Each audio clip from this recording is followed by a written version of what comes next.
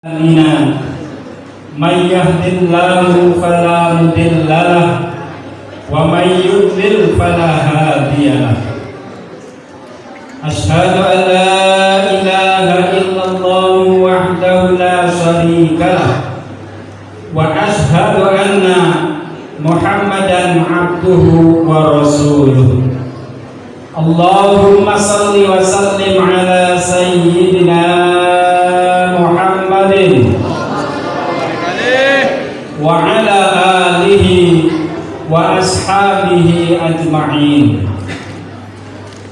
فقال الله تعالى في القرآن الكريم وهو أصدق القائلين أعوذ بالله من الشيطان الرجيم بسم الله الرحمن الرحيم سبحان الذي أسرى بعبده ليلا من المسجد الحرام إلى المسجد الأقصى الذي باركنا حوله لنريه من آياتنا إنه هو السميع البصير.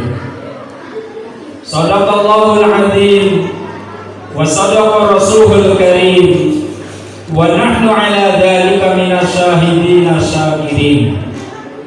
أما بعد Hadratul Kiram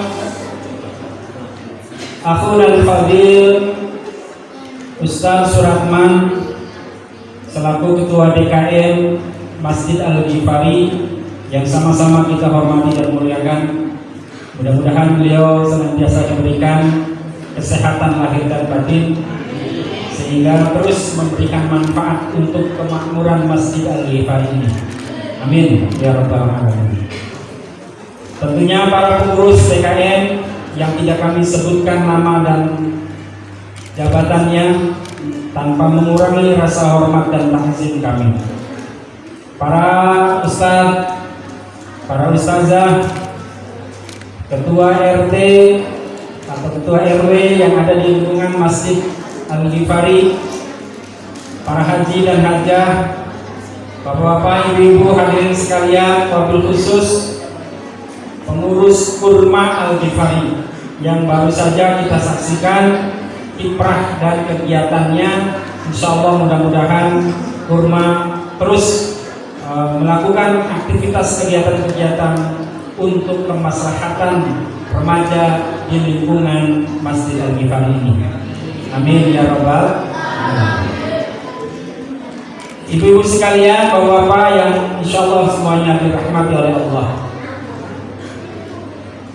saya merasa berbangga hati mendapatkan kehormatan untuk bisa silaturahim dengan jamaah Masjid Al-Ghifari. Jadi ketika Ustaz Surahman meminta untuk bisa hadir ke Masjid Al-Ghifari, insya Allah saya mengiyakan, karena niat saya datang ke sini adalah pengen silaturahim dengan jamaah Masjid Al-Ghifari Ria Kanisuren ini. Bapak dan ibu sekalian, ada peribahasa mengatakan tak kenal maka tak sayang. Oleh karena itu, izinkan saya memperkenalkan diri walaupun tadi sudah disampaikan. Nama saya Priyanto. Saya dari namanya sudah kelihatan pasti, sudah menunjukkan bahwa saya orang Jawa, Jawa Barat. Saya dari Cirebon, Pak. Dari Cirebon, ya. Jadi Cirebon itu termasuk wilayah Jawa Barat yang bahasanya Jawa, sebagian besar Jawa, ya. Yang bagian Cirebon Selatan itu memang Sunda. Saya tinggal di Komplek Inkopak. Ya, kalau Bapak dan Ibu sekalian ke Inkopak, ya, biasanya pagi-pagi belanja di Pasar Kaget. Nah, di Pasar Kaget itu dekat dengan rumah saya, ya, di Blok F. Ya, kalau dari arah sini berarti di sebelah kanan sebelum Pasar Kaget itu ada masjid, nanti masuk ke dalam sekitar 300 meter itu ada masjid yang namanya Masjid Al-Muhajirin. Rumah saya persis menghadap atau berhadap-hadapan dengan Masjid Al-Muhajirin. Jadi alhamdulillah, karena saat ini saya diamanahi sebagai Ketua Dewan Masjid Indonesia tingkat kecamatan, dan sekaligus karenanya saya juga Ketua DKM Masjid Nurul Qomar. Ibu-ibu yang sering hadir di Masjid Nurul Qomar ya pada kegiatan pengajian bulanan ya dari BKMT kecamatan pasti sering ketemu lah minimal ya melihat.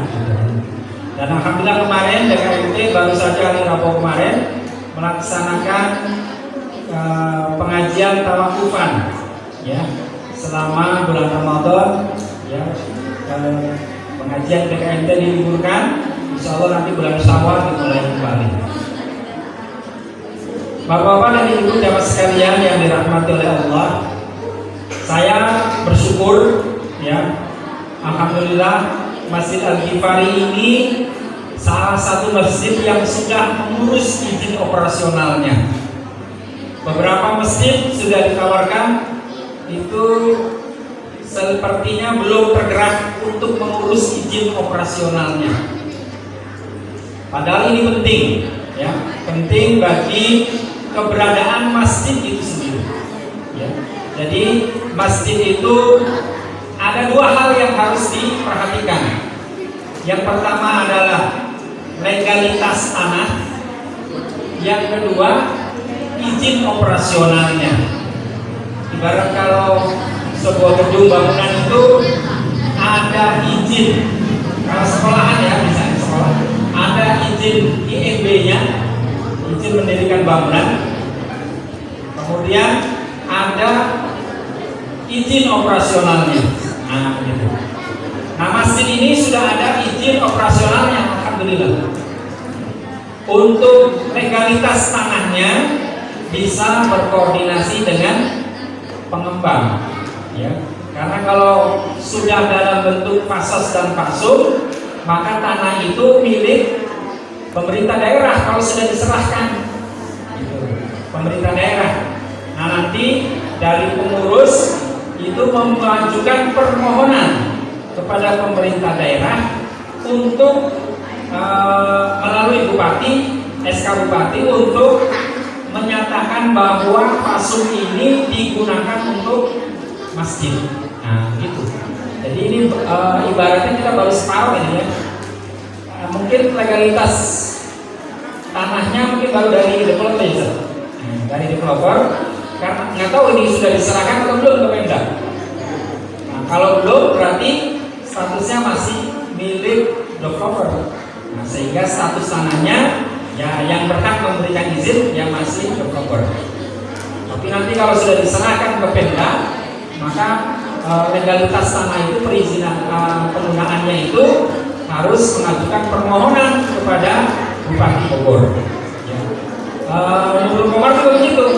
Sebelum membangun, kami pengurus Dewan Masjid dan juga MUI Kecamatan bersama dengan Bu Camat waktu itu, Bu Nur Hayati, ya mengurus tentang penggunaan lahan, ya penggunaan lahan untuk pembangunan masjid. Ya.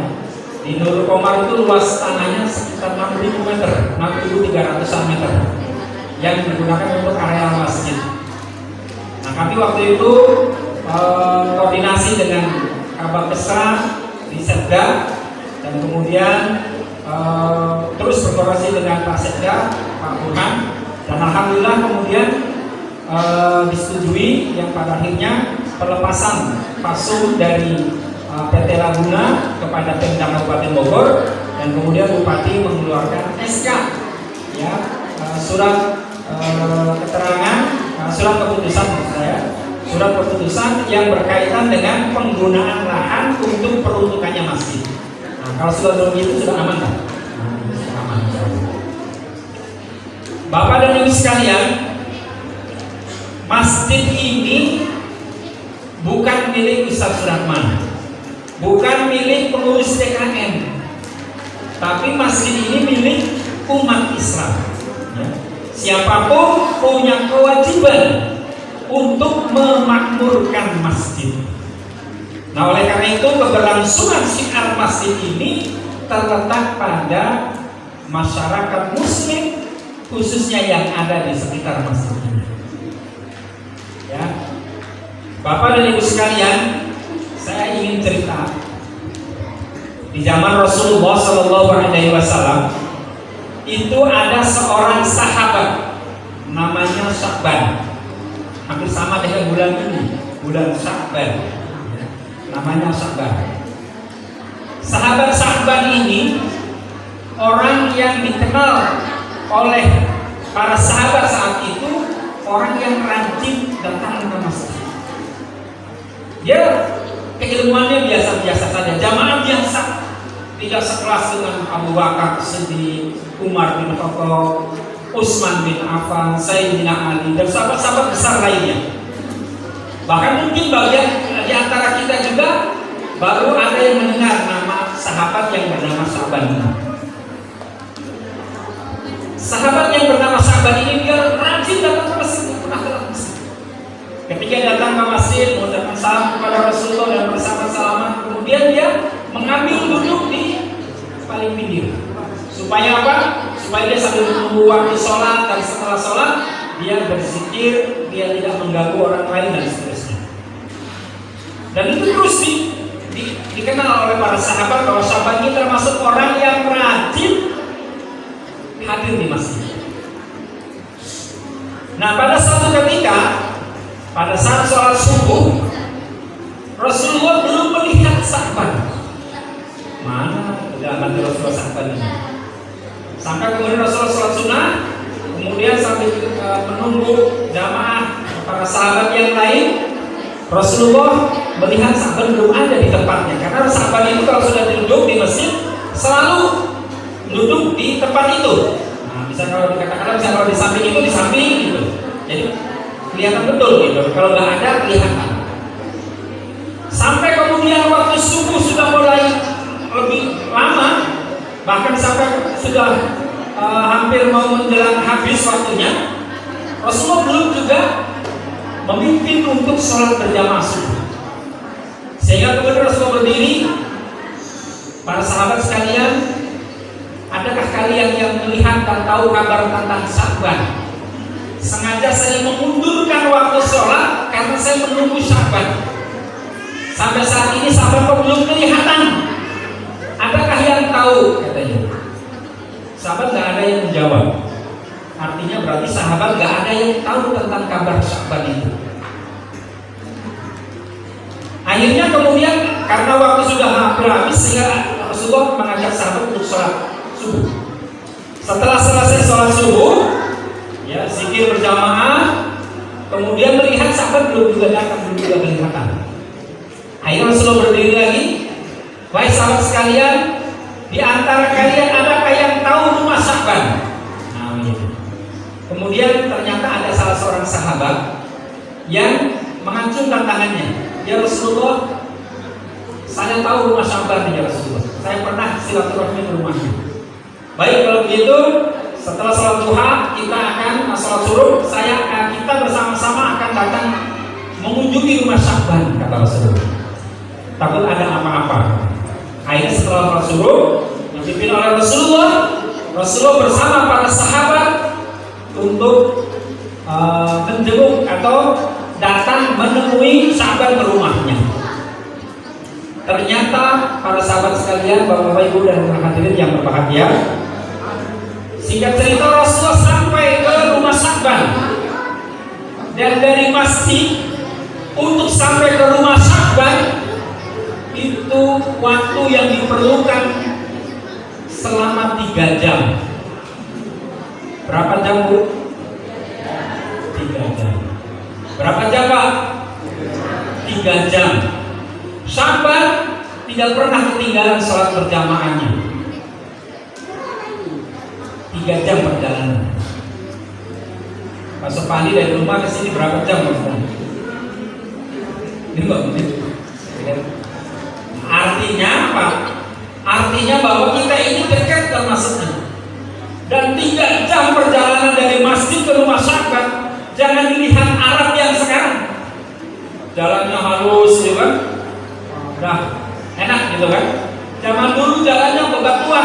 ajal 3 jam. Kita dari rumah ke sini dekat, enak gitu kan, jalannya rata kan begitu. Ini Sya'ban 3 jam perjalanan. Setelah sampai ke rumah Sya'ban, Rasulullah menutup pintu, mengucapkan salam, dijawab salam oleh istrinya yang ada di dalam. Waalaikumsalam. Kata istrinya, siapa di luar? Saya Muhammad Rasulullah SAW. Wah, kaget istrinya kan, campur sedih, campur bahagia. Kenapa sedih? Karena kedatangan Rasulullah tidak disertai dengan suaminya. Setelah dibuka pintunya menjawab salam, Rasulullah mengatakan bahwa saya sengaja datang bersama para sahabat ingin mengetahui kabar Sya'ban, karena Sya'ban biasanya rajin datang ke masjid. Pada hari ini saya tidak melihat Sya'ban ya Rasul. Kemana Sya'ban? Nah, ini juga menjadi cara ini bagi pengurus.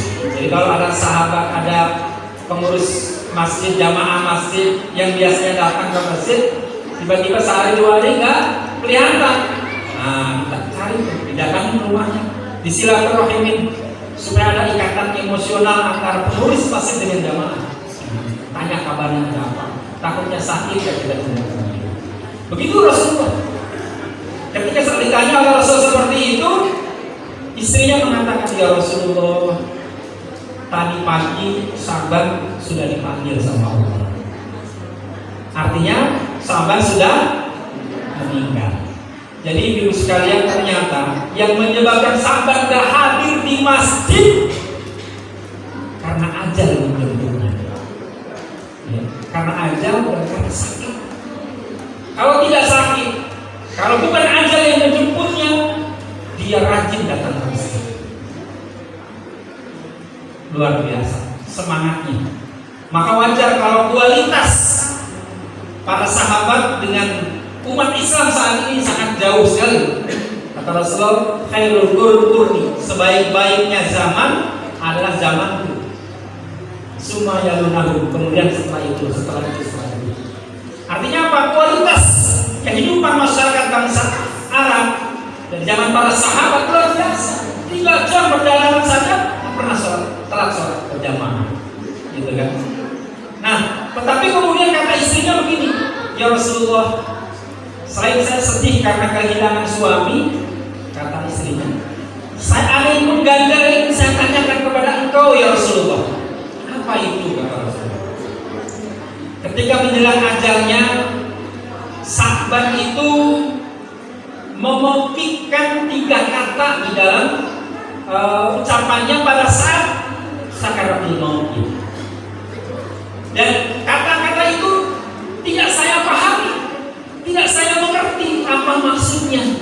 Oleh karena itu mohon penjelasannya wahai Rasulullah. Apa yang diucapkan Sya'ban pada saat sakaratul maut itu? Kata Sya'ban, ma'ab'ad, kenapa tidak lebih jauh? Itu yang diucapkan oleh Sya'ban. Yang kedua, ma'ajmal, kenapa gak yang lebih bagus? Kemudian yang ketiga, ma'ajmal, kenapa gak semuanya? Kalau diterjemahkan begitu maksudnya.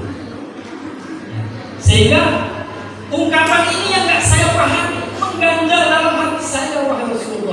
Mohon penjelasannya. Yang namanya Rasulullah, ya waktu itu juga belum paham, namanya manusia. Rasulullah diam sebentar menunggu bisikan dari malaikat Jibril. Ternyata kemudian malaikat Jibril menjelaskan kepada Rasulullah SAW bahwa pada saat sakaratul maut, Sya'ban itu diperlihatkan dengan pahala-pahala. Pak, diperlihatkan dengan pahala-pahala. Apa pahala-pahalanya? Jadi nanti orang-orang soleh itu pada saat sakaratul maut itu biasanya suka dibuka tabirnya oleh Allah. Bisa melihat sesuatu yang tidak bisa dilihat oleh umat orang pada umumnya. Ada yang diperlihatkan dengan lambaian bidadari. Itu berarti dia kalau menuju surga. Ada yang dilihatkan dengan pahala-pahalanya, amalnya. Ada yang diperlihatkan dengan keindahan kehidupan di surga. Makanya kalau orang soleh yang meninggal itu menyembunyikan senyum. Kenapa? Karena dia bahagia ketika di sana. Beda dengan orang yang nggak soleh. Ya, ketika dicambuk, yang ada yang matanya terbelalak, gitu kan? Ada yang ketakutan, gitu, karena diperlihatkan dengan siksa-siksa. Nah, gitu kan? Nah, sabar ini diperlihatkan dengan pahala-pahala. Kemudian kata Rasulullah menjelaskan kepada istrinya, kenapa suami itu mengatakan maafkan? Kenapa nggak lebih jauh? Apa maksudnya? Maksudnya adalah sahabat itu merasa menyesal karena rumahnya hanya 3 jam saja dari rumah ke masjid. Kenapa nggak lebih jauh lagi? Begitu maksudnya. Ya, merasa menyesal karena lebih dekat. Kenapa nggak lebih jauh lagi? Kenapa? Karena sahabat diperlihatkan oleh Allah pahala langkah dari rumah menuju ke masjid. Bayangkan. Ini hikmah Isra Mi'raj ini kan, kenapa Rasulullah Isra dan Mi'rajnya itu minal Masjidil Haram ilal Masjidil, dari masjid ke masjid. Kenapa nggak dari Ramayana ke Jogja misalnya? Iya kan? Kenapa nggak dari tempat wisata ke tempat wisata yang lain? Tidak, tapi dari masjid ke masjid. Karena subhanallah, di Sya'ban diperlihatkan pahala langkah kaki menuju masjid. Dalam sebuah hadis dijelaskan bahwa pahala langkah kita ke masjid dihitung setiap langkah. Setiap langkah kaki kanan oleh Allah dihapus 1 kesalahan. Kemudian setiap langkah kaki kirinya diangkat 1 derajat kemuliaan di sisi Allah Subhanahu wa ta'ala. Subhan. Bayangkan Bu, setiap langkahnya 1 langkah kaki kanan dihapus 1 kesalahan. Bapak dan Ibu dari rumah ke sini berapa langkah? Itu kata di Bapak. Nggak dihitung ya? Iya kan? Nah, Ibu, tadi saya pas di sini bertemu dengan Bapak nih ya. Ya kan? Nah, itu dari rumah ke sana ke sini kan lumayan agak jauh. Berapa tuh langkahnya? Ya Pak ya. 1 langkah kaki kanan dihapus 1 kesalahan. Bayangkan.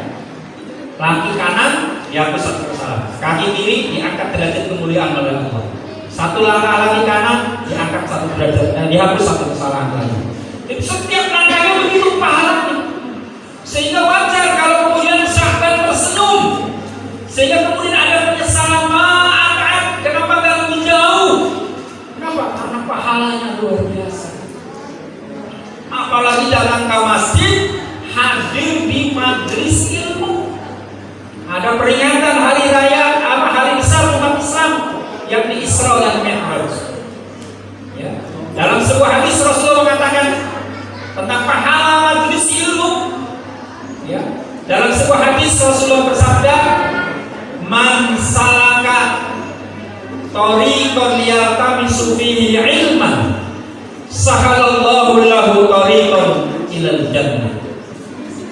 Man salaka, man barang siapa salaka yang berjalan menempuh thariqan suatu jalan yaltamisu fihi ilman, dalam rangka untuk menuntut ilmu, sahalallahu, maka Allah akan mudahkan baginya thariqan, kepada satu jalan ilal jannah, menuju surganya.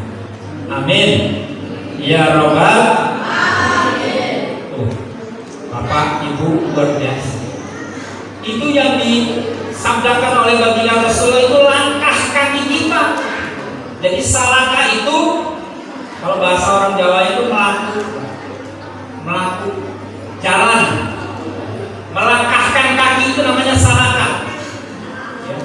Jadi hadis ini redaksi bahasanya man saraka, barang siapa yang berjalan menempuh, begitu. Bukan man sami'a, itu bukan bahasanya. Kalau man sami'a artinya apa? Man sami'a, barang siapa yang nguping di rumahnya, nah begitu bahasanya. Bukan barang siapa yang mendengar dari rumahnya, bukan. Tapi harus melangkahkan kaki, harus berjalan. Kalau dari rumahnya boleh nggak? Boleh saja. Dapat pahala juga, pahala ilmu. Tapi tidak termasuk dalam hadis ini. Bukan termasuk orang yang mendapatkan kemudahan jalan menuju surga Allah.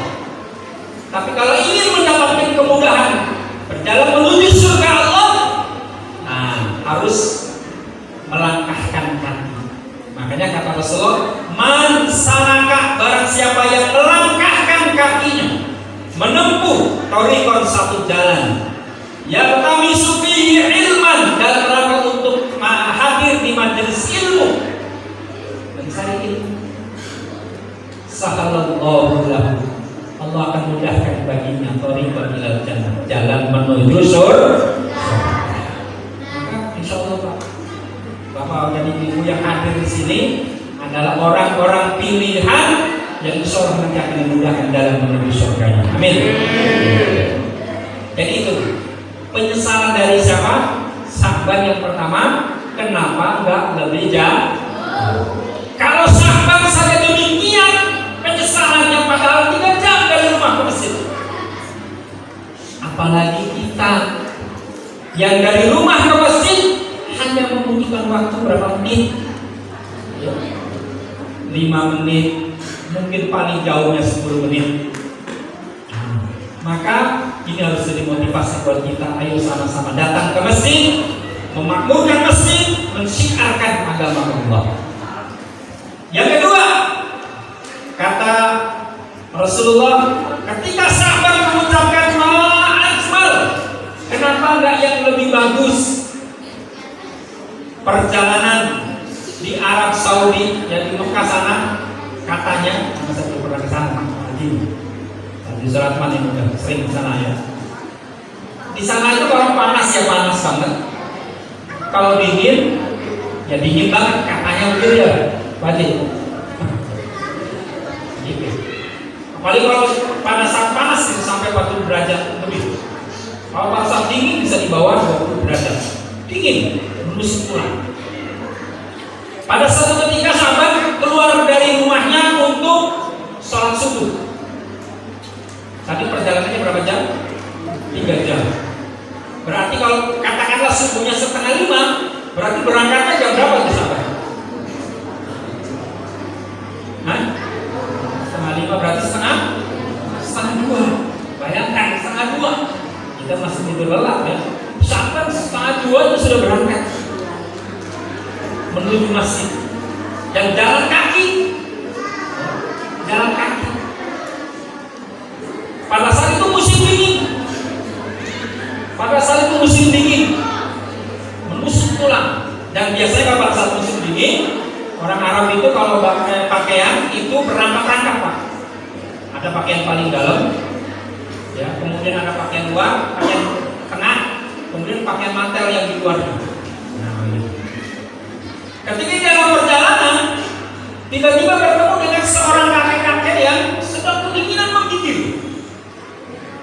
Dia itu menggigil sampai gemetar ininya, mulutnya, karena menahan. Hampir saja beliau kalau tidak diselamatkan itu wafat karena kedinginan. Nah kemudian ketika sahabat melewati itu, kata sahabat, kasihan nama kakek. Ya sudah, akhirnya apa? Baju bagian luarnya, biasanya bagian luar itu yang kurang bagus. Karena apa? Karena sahabat kalau sampai di masjid, pakaian luarnya dibuka, yang pakaian tengah itu yang dilihat oleh jamaah itu pakaian yang bagus. Makanya kalau ke masjid juga harus pakaian yang bagus. Kalau sholat pakaian yang bagus, yang rapi. Nah kayak gini kan enak, lihat pandangnya enak, gitu kan? Bapaknya kelihatan soleh-soleh, Ya, ibunya kelihatan soleha-soleha. Amin. Nah, begitu. Jangan ini mah datang ke masjid, sholat sudah main kaosnya kaos bolong-bolong, di belakangnya ada gambarnya lagi. Kan membuat orang jadi gak khusyuk, ya. Ibu-ibu kalau sholat mukenanya yang bagus, ya. Jangan mukenanya udah keliting-keliting gitu kan, jarang disetrika. Warnanya yang tadinya putih sudah berubah jadi abu-abu. Nah, ganti yang bagus. Kita mau menghadap Allah. Ya, kita mau hadir di majelis ilmu ini aja makanya rapi. Apalagi kita mau menghadap Allah Subhanahu. Nah, hadirin yang sekalian yang dirahmati Allah, ketika sahabat itu memberikan pakaian luarnya kepada orang tua, akhirnya orang tua itu merasa hangat tubuhnya. Nah, ternyata itu dibuka tabirnya sahabat ketika sakaratul maut, pahala orang memberikan pakaian. Luar biasa. Sehingga sahabat tersenyum. Dan dia kemudian menyesal. Apa penyesalannya? Ma'ajmal. Kenapa nggak yang lebih bagus yang saya berikan? Kenapa yang bagian luar yang saya berikan? Menyesal nih. Kalau tahu pahala orang memberikan pakaian, memberikan kepada membantu orang yang membutuhkan begitu luar biasa, saya harus memberikannya yang paling bagus. Nah, makanya Bu, kalau ada bencana, biasanya ada bencana musibah, banjir, gempa atau apapun, kan bisa suka apa? Ngumpulin pakaian layak Pak. Jangan ragu-ragu. Insya Allah kalau pakaian kita digunakan, itu pahalanya luar biasa. Sahabat menyesal, kenapa enggak yang lebih bagus yang berikutnya? Kemudian yang ketiga, sahabat memikirkan kata-kata ma'azma. Kenapa enggak semuanya? Kenapa sahabat ngomong begitu?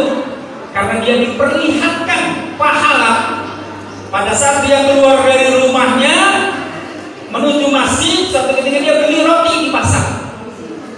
Beli roti di pasar. Roti kalau orang Arab tuh gede-gede, Pak. Bu, rotinya orang Arab tuh gede-gede. Tahu, Bu? Itu ada yang senyum-senyum. Roti, Bu, roti.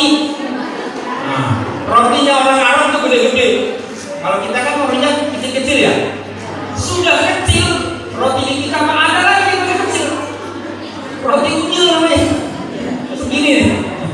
Sekali makan langsung habis dah. Tapi kalau orang Arab roti itu gede-gede, panjang gitu, gede dan panjang. Ibu ya, rotinya apa Bu? Gede dan panjang. Nah, pada saat itu, ketika dia melewati setelah beli roti, ada seorang pengemis. Ada seorang pengemis yang sedang duduk menanti uluran belas kasihan dari orang-orang. Sama sahabat, ketika dibeli roti itu, dia potong dari dua. Yang separohnya untuk si pengemis tadi, yang separohnya dia masukkan ke mantelnya untuk bekal nanti makan di masjid. Setelah sholat berjamaah dan sebagainya, lapar dia makan roti. Ternyata pada saat sakaratul maut dibuka tabirnya pahala memberi makan orang yang membutuhkan. Luar biasa. Akhirnya dia menyesal. Apa penyesalannya? Kalau tahu pahalanya luar biasa seperti ini, harusnya saya kemarin itu saya serahkan semuanya roti yang saya beli itu. Kenapa nggak semuanya? Separuh doang yang saya beli. Jadi ternyata itu pahala orang-orang baik yang diperlihatkan oleh Allah pada saat sakaratul mautnya. Bapak dan Ibu sekalian, jamaah yang dirahmati oleh Allah Subhanahu wa taala. Oleh karena itu, dalam kesempatan yang baik ini, Isra dan Mi'raj ini, kalau kita tahu bahwa pahala orang yang melangkahkan ke masjid begitu luar biasa, maka kita harus tergerak untuk sering melangkahkan kaki tadi.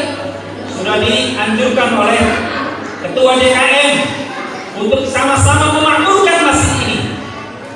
Baik itu sholat maktubah, sholat berjamaah 5 waktu, maupun kajian-kajian yang dilakukan di masjid ini. Karena kalau bukan kita orang yang beriman, siapa lagi yang akan memakmurkan? Dan orang lain nggak mungkin, ya kan? Orang yang jauh, orang lima bahkan nggak mungkin memakmurkan di sini. Paling sewaktu-waktu, ya. Kayak saya sewaktu-waktu datang silaturahmi ke sini kan, begitu. Ikut memakmurkan. Tapi yang paling utama adalah masyarakat di sini. Oleh karena itu, masjid ini adalah sebagai simbol, sebagai syiar dari agama Allah. Makanya di dalam Al-Quran surat Al-Hajj ayat 32 Allah Subhanahu wa taala berfirman, A'udzu billahi minasyaitonir rajim. Dzalika wa may yu'azzim sha'airallahi fa innaha min taqwal qulub. Dzalika dan demikianlah perintah Allah. Wa man dan barang siapa yu'azzim yang mengagungkan, mensyiarkan. Wa man yu'azzim dan barang siapa yang mengagungkan sya'airallahi, syiar-syiar agama Allah, fa innaha, maka sesungguhnya mengagungkan syiar agama Allah itu min taqwal qulub, bagian dari tanda takwa yang ada di dalam hati. Nah, Bapak dan Ibu sekalian, maka PHBI, peringatan Hari Besar Umat Islam yang diselenggarakan di masjid ini adalah sebagai syiar. Dan perintah Allah untuk mengagungkan syiar ini karena itu menunjukkan ketakwaan.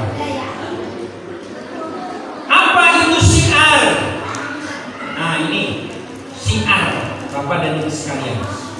Dan syiar itu definisinya secara etimologi, bahasa orang sekolahnya, secara bahasa lughatan, syiar itu maknanya adalah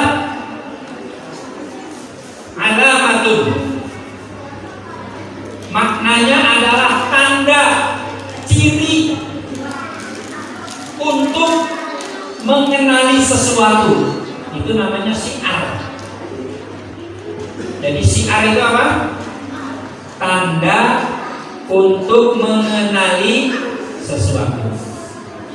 Tanda. Misalnya begini. Pada bulan Agustus biasanya kita masang apa, Bu?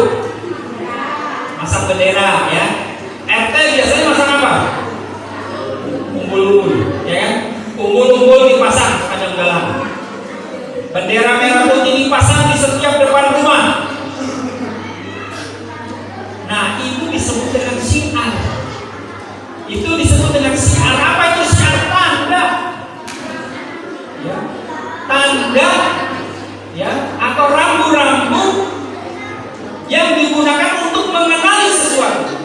Nah, jadi kalau dipasangnya umbul-umbul di bulan Agustus, bendera itu menjadi rambu-rambu, menjadi tanda untuk mengenali bahwa sebentar lagi akan ada hari raya kemerdekaan Republik Indonesia. Oh iya, sebentar lagi 17 Agustus, yuk kita pasang. Nah, itu namanya syiar, simbol namanya. Jadi syiar itu simbol. Itu secara bahasa. Secara epistemologi, secara istilah syar'i menurut ajaran Islam, syiar itu adalah sesuatu yang dibangun atau diadakan agar yang mengenalinya merasakan keagungan sang Allah Subhanahu wa ta'ala. Itu namanya syiar. Merasakan kebesaran keagungan Allah Subhanahu wa ta'ala.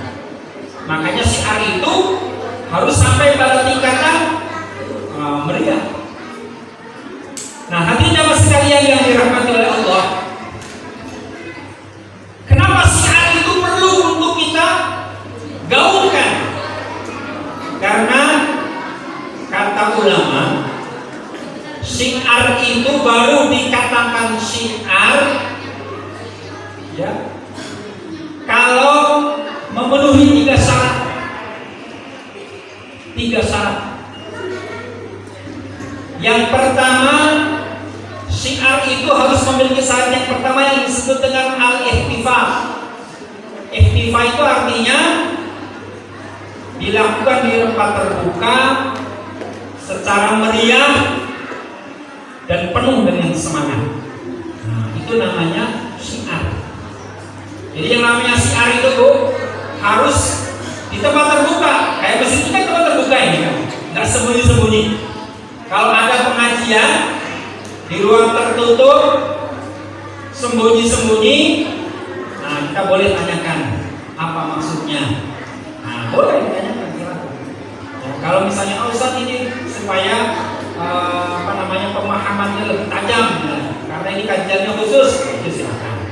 Tapi khawatir nanti menyebarkan ajaran-ajaran agama yang justru menumbuhkan radikalisme. Ini juga nggak boleh, ya. Nah itu syiar, syiar itu harus meriah. Ya.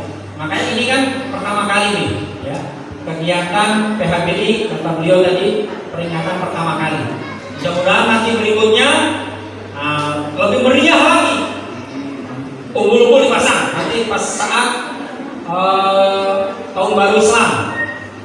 Pasang tuh umbul-umbul sekitar masjid ini. Pasang umbul-umbul. DKM Al-Ghifari. Di kami masjid kami begitu, Ustaz. Kalau mau Maulid Nabi, mau peringatan hari besar, pasang umbul-umbul. Di baliho dipasang di depan masjid supaya orang tahu itu namanya syiar di ruang terbuka yang dilakukan secara meriah. Itu namanya syiar. Itu yang pertama, ihtifa syaratnya. Yang kedua, syiar baru dikatakan syiar ketika memenuhi syaratnya yang kedua, yaitu iltizam. Apa itu iltizam? Iltizam itu artinya komitmen dari setiap orang muslim untuk melakukannya sebagai tanda atau sebagai tazkir, sebagai tanda peringatan. Karena syiar itu bisa dilakukan atau bisa dapat dilakukan dengan 3 macam.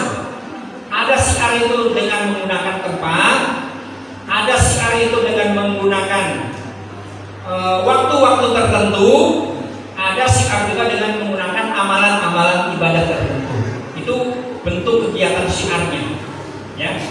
Dengan menggunakan tempat, ada masjid, ada menara ini. Kalau ada biasanya kan masjid ada menaranya, itu sebagai simbol itu syiar.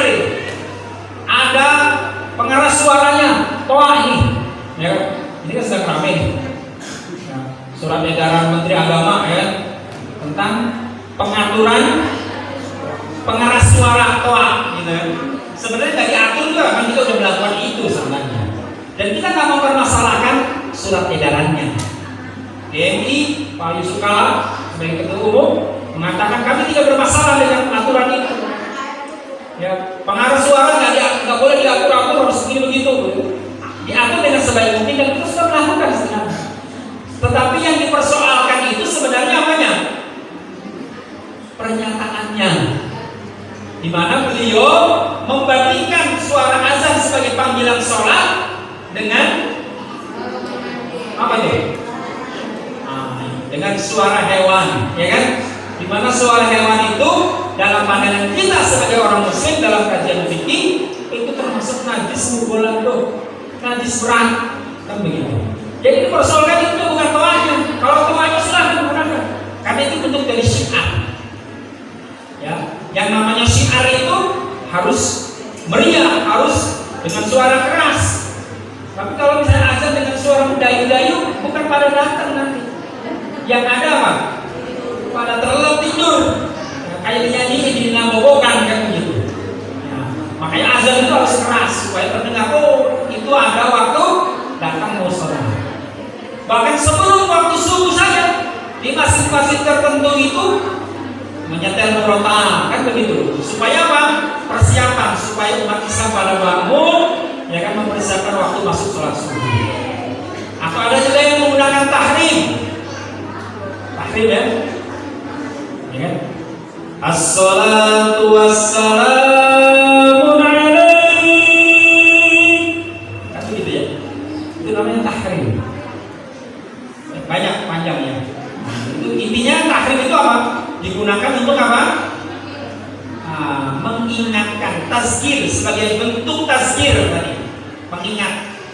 Dan itu harus menjadi komitmen kita semua.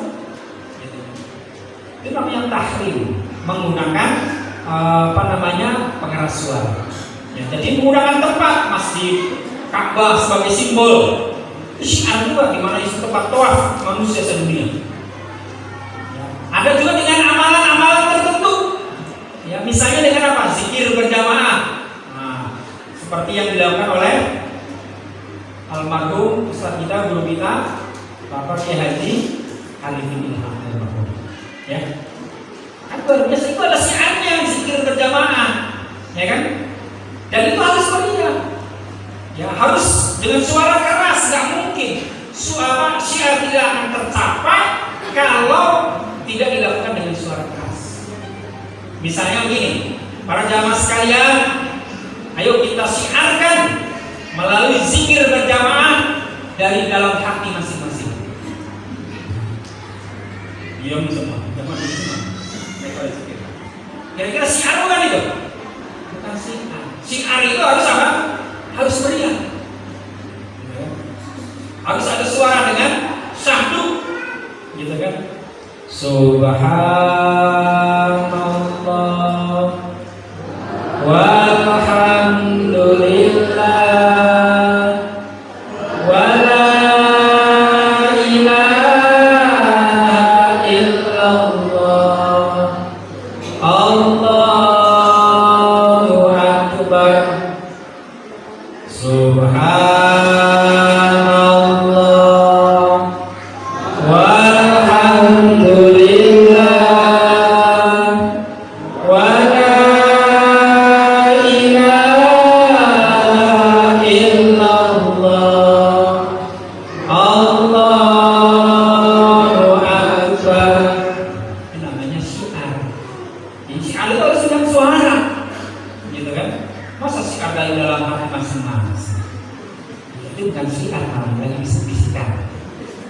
ya Bu, bisik-bisik. Nah, ibu sekalian yang dirahmati oleh Allah, yang ketiga syarat bahwa dikatakan sebuah syiar itu syarat yang ketiga adalah itmam, atau dengan nama lain tamam. Harus dilakukan dengan sebaik mungkin dan sesempurna mungkin. Jadi walaupun syiar itu suaranya keras, tapi berirama. Jadi syahdu tanpa mengurangi hikmatnya dan esensi substansi dari kegiatan. Jadi kayak tadi kan, zikir berjamaah dengan alunan yang sama, gitu kan, syahdu ngeresep ke hati, terasa ada pengaruhnya ke dalam hati. Tapi kalau misalnya zikirnya subhanallah, yang satunya subhanallah, jadi saya subhanallah, kan jadi nggak seirama tuh. Nah itu namanya amburadul namanya. Itu namanya nggak itmam, itu bukan syiar.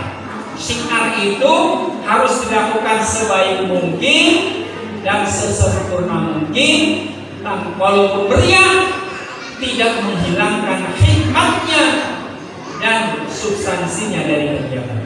Itu namanya syiar. Nah oleh karena itu hadirin yang berbahagia, sekali lagi, yuk sama-sama kita syiarkan agama Allah ini. Karena ini adalah kewajiban kita.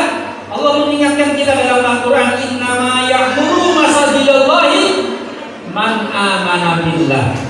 Sesungguhnya hanyalah orang-orang yang beriman yang memakmurkan masjid-masjid Allah itu. Jadi kalau yang bukan orang beriman nggak mungkin makmurin masjid. Kalau bukan orang Islam yang ada di sekitar ini nggak mungkin memeriahkan memakmurkan masjid Al-Ghifari ini. Oleh karena itu, mari kita sama-sama memakmurkan masjid dengan sholat berjamaahnya, ya, dengan kajian-kajiannya, dan tidak lupa juga tadi dengan infak-infaknya. Kenapa? Karena masjid, kegiatan masjid baru akan berjalan ketika ada donasi, ada donatur. Makanya infaknya itu penting, ya. Kita Kalau datang ke masjid majelis ilmu, ke masjid biasanya suka bawa infak nggak Pak? Bawa ya? Ibu-ibu bawa infak nggak? Bawa infak, kalau bisa nggak apa-apa itu, kayak saya muter pada saat gaji nggak apa-apa. Itu untuk dari kita, oleh kita, untuk ibu-ibu. Kalau infak harapannya kan supaya dapat pahala dari Allah, ya Bu ya, supaya masuk surga. Kalau infak berapa Bu? Kok ketawa? Serius namanya? Goceng. Alhamdulillah. Ya. Ibu mau masuk surga, pengen masuk surga Bu? Dengan 5.000. Bu, Ibu kalau mau berangkat ke Ramayana Parung, ya Bu, minta duit sama bapaknya. Pak, minta duit. Mau kemana? Mau ke Ramayana, ajak anak-anak, kalau yang ulang tahun, gitu kan?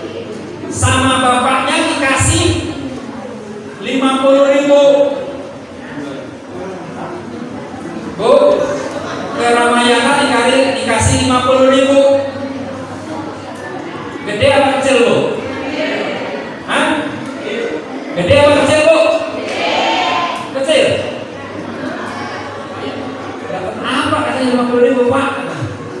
Buat beli minuman doang katanya. Ya. 50.000 dibawa ke Ramayana, kecil itu duit 50.000. Ya Bu. Pada saat peringatan Isra Mi'raj, Ibu diundang oleh DKM Al-Ghifari. Kata ibu ngomong ke bapaknya, Pak, minta duit dong. Mau kemana Mak? Itu ke Masjid Al-Ghifari, ada pengajian. Mau buat infak, kasih 5.000. Dikasih berapa? Sama bapaknya dikasih 50.000. Kata mamanya apa? Jadi amat gitu. Padahal duitnya 50 juga. Dibawa ke Ramayana 50. Dibawa ke Al-Ghifari juga 50. Tapi kok jadi beda? Ke Ramayana itu kecil, dibawa ke Al-Ghifari jadi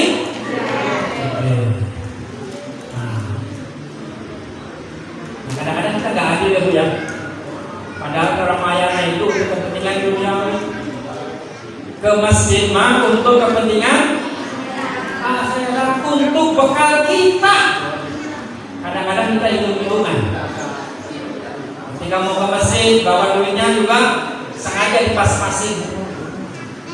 Ya, ada 50.000, ada yang 2.000. Udah gitu 2.000 nya lecek kan ya. Baru itu lecek mau infak kayak masuk surga. Ya, infak mah yang penting yang penting ikhlas infak itu Bu ya. Walaupun infaknya 1 juta, yang penting ikhlas.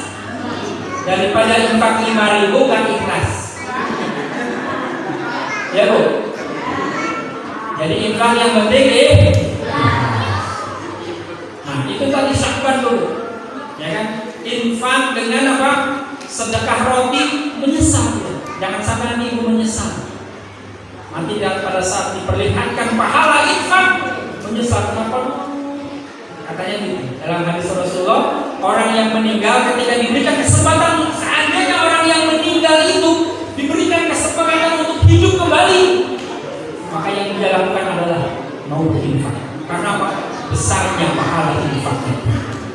Nah hadirin jamaah sekalian yang dirahmati oleh Allah, intinya mari kita sama-sama yuk memakmurkan masjid. Karena masjid untuk memakmurkan membutuhkan biaya, maka perlu uluran tangan kita semua. Dan ibu-ibu sekalian, infak terkadang tidak harus dengan uang kita, tapi infak bisa digunakan melalui barang-barang yang kita sudah tidak gunakan. Ini di sini ada Bu Indra. Bu Indra ini tim sedekah sampah yang salah satunya adalah ketua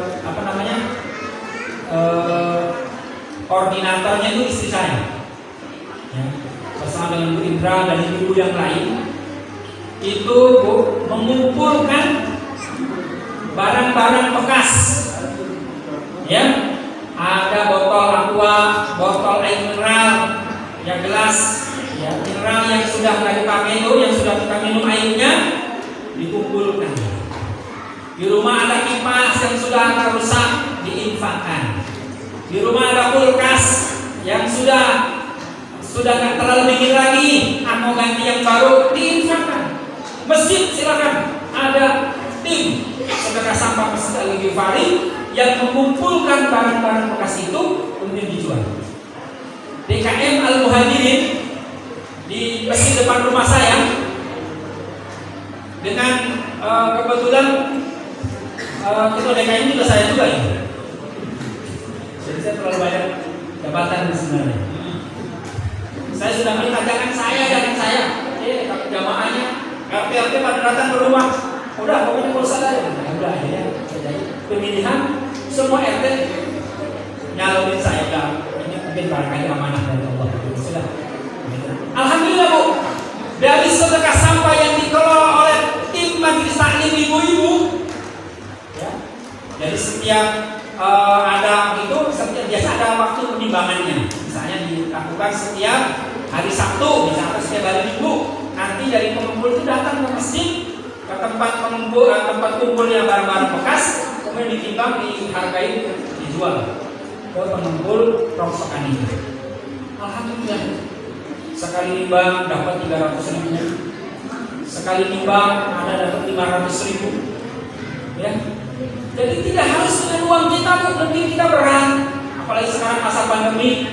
Aduh Ustaz, suami saya kan udah dirumahkan, sekarang lagi belajar usaha sebenarnya, dan jadi kalau harus infak kayak berat. Nah sudah, pakai barang-barang bekas, ya, barang-barang bekas yang ada di rumah kita yang sudah tidak digunakan.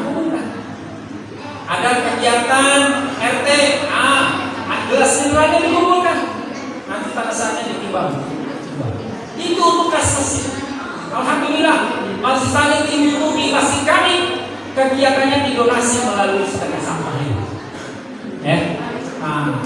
Di kegiatan dakwah di Sasak Panjang juga Ibu Indra dengan timnya, alhamdulillah. Ya, setiap penimbangan itu dapat 600, dapat 500. Ya, satu ketika dapat juga pernah 1 juta ya Bu Indra ya. Alhamdulillah. Nah, coba nih ibu yang ada di sini. Di sini ada berapa RT Ustaz? 3 RT. Dikelola RT-nya masing-masing mendukung. RT mendukung kegiatan masjid yang mengumpulkan barang-barang bekas. Jadi kumpulkan setiap hari apa silakan dikumpulkan taruh depan situ. Dari pengumpul datang ditimbang. Ini soal bekasnya untuk masjid. Bila perlu ada kurma tadi kan, remaja masjid silakan tuh yang mengkoordinir remaja masjid. Ibu-ibunya support saja. Ya dimasakin apa gitu kan. Nah, jadi syiarnya nanti akan kelihatan insyaallah. Jangan sampai masjid ini sepi dengan kegiatan. Karena masjid itu memiliki 3 fungsi. Ini yang harus dipahami oleh para pengurus masjid. Yang pertama, masjid itu punya fungsi untuk apa? Untuk fungsi ubudiyah, fungsi untuk tempat ibadah. Makanya di sini dilakukan sholat berjamaah yang 5 waktu. Ada gerhana, dilaksanakan kegiatan sholat gerhana. Nah, gitu kan? Silakan disiarkan itu. Itu namanya fungsi ubudiyah. Kemudian ketiga, fungsi tarbiyah, fungsi pendidikan. Makanya di masjid ada kegiatan majelis taklim, ada kajian-kajian yang dilakukan di masjid. Supaya apa? Memberikan pencerahan kepada umat. Supaya apa? Supaya jamaah sholatnya benar. Oleh-olehnya Isra Mi'raj itu kan sholat. Kata Rasulullah itu, sholat itu induknya ibadah. Dan tolak ukur bagi diterimanya amal-amal yang lain. Dalam sebuah hadis Rasulullah bersabda, awal ma yuhasabu sampai yaumil qiyamah, as-shalah. Bahwa awal ibadah yang pertama kali dihisab nanti pada hari kiamat itu adalah adalah tentang sholatnya. Idza saluha sa'yu amali. Apabila baik sholatnya, maka baik amal-amal ibadah yang lain ditimbang amal-amal yang lainnya. Wa idza fasadat, apabila rusak sholatnya, fasada sa'yu amali, rusak seluruh amalnya. Jadi menurut para ahli hadis mengatakan, menjelaskan tentang makna ini, bahwa sholat itu menjadi penentu bagi amal ibadah yang lain. Kalau sholatnya baik, maka nanti amal-amal yang lainnya ditimbang pada saat yaumil mizan, hari ditimbangnya amal kebaikan. Tapi kalau sholatnya nggak dilakukan dengan baik, maka amal yang lainnya percuma. Nah, oleh karena itu sholat ini menjadi ibadah yang sangat penting untuk kita laksanakan. Dan itu supaya sholatnya benar, maka kita harus belajar menuntut ilmu. Jangan sampai kita udah capek sholat, tapi sholatnya nggak diterima sama kita. Kan percuma, sayang gitu kan? Saya lihat kalau sholat itu berjamaah, ketika saya hadir di beberapa masjid, ada seorang jamaah sujudnya masih belum benar. Sujudnya kakinya, bagaimana posisi kaki pada saat sujud? Tidak benar. Ya. Sementara sujud itu bagian dari rukun sholat. Kalau rukun yang nggak terpenuhi, ya nggak diterima sholatnya. Al-amalu bila ilmin mardudatun fala yuqbalu. Al-amalu amal bila ilmin yang tidak dilandasi dengan ilmu mardudatun, tertolak. Fala yuqbalu, dan tidak akan diterima dari ibadahnya. Oleh karena itu menuntut ilmu itu jadi wajib bagi setiap kita. Nah, oleh karena itu hadirin jamaah sekalian, itu bersama-sama memakmurkan masjid ini dengan berbagai kegiatan. Insya Allah mudah-mudahan dengan hikmah Isra Mi'raj ini, ya, bagaimana ini menjadi rahasia Rasulullah. Kenapa Rasulullah itu ketika Isra dan Mi'raj dari masjid ke masjid, ini maknanya adalah bahwa masjid bagi kehidupan umat Islam memiliki peranan yang sangat penting, karena dia sebagai fungsi ibadah, fungsi tarbiyah pendidikan, dan yang ketiga fungsi iktisadiyah. Ini yang juga yang perlu kita perhatikan. Jadi masjid sebagai pusat kegiatan masyarakat, salah satunya juga adalah sebagai fungsi pemberdayaan ekonomi umat. Nah, bagaimana masjid memberantas rentenir yang ada di lingkungan, ya kan? Banyak orang terjerat, ya, rentenir. Kenapa? Karena masjid tidak hadir di tengah-tengah umat. Nah, bagaimana di masjid berdaya? Kalau masjidnya berdaya, insya Allah masyarakatnya sudah berdaya. Saya kira itu yang hal-hal penting yang saya sampaikan. Mudah-mudahan ini ada manfaatnya. Ya, kalau itu saya ceritanya. Intinya sebenarnya untuk bagaimana kita punya semangat untuk memakmurkan masjid yang kita cintai ini dengan kegiatan-kegiatan syiar yang tadi sudah dijelaskan tentang makna syiar di dalam kehidupan kita sebagai seorang muslim. Demikian, kurang lebihnya mohon maaf.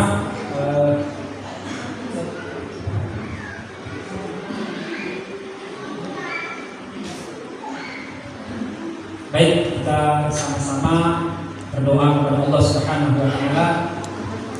Mudah-mudahan dengan doa yang kita